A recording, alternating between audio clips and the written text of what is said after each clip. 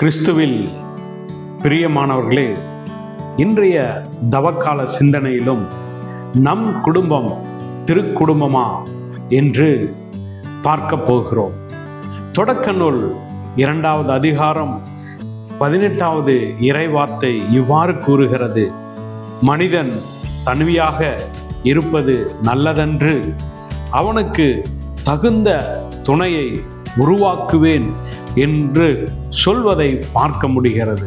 ஆம், எனக்கு பிரியமானவர்களே, மனிதன் தனிமையாக இருப்பது நல்லதல்ல என்று கடவுள் நினைத்து அவனுடைய விழா எலும்பிலிருந்து எடுத்து ஒரு பெண்ணை உருவாக்கி அவனுக்கு ஒரு குடும்பத்தை ஏற்படுத்தி தருகிறார். ஆம், எனக்கு பிரியமானவர்களே, அவர்கள் குடும்பமாக அந்த ஏதேன் தோட்டத்திலே ஆண்டவரோடு நடந்து கொண்டு அவருடைய இறை பிரசன்னத்தை அனுபவித்து கொண்டு சந்தோஷமாக வாழ்கின்றார்கள்.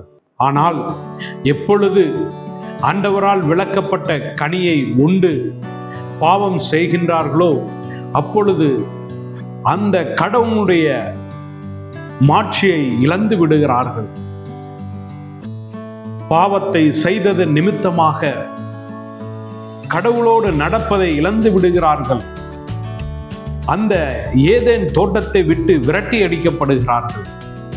ஆம், எனக்கு பிரியமானவர்களே, தொடக்க பெற்றோர்கள் செய்த பாவம் அவர்களுடைய இனிய கடவுளோடு நடந்த அனுபவத்தை இழக்க வைக்க இன்றைக்கு நம் குடும்பம் எப்படியாக இருக்கிறது?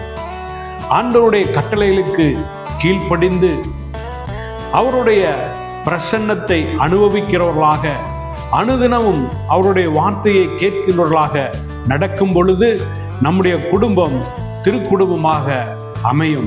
அதில் எந்த சந்தேகமும் இல்லை. இன்றைக்கு அநேக இறை வார்த்தைகளை கேட்கிறோம், ஆலயங்களில் மறையுரைகளை கேட்கிறோம், அநேக காரியங்கள் ஊடகங்கள் வாயிலாக கேட்கிறோம்.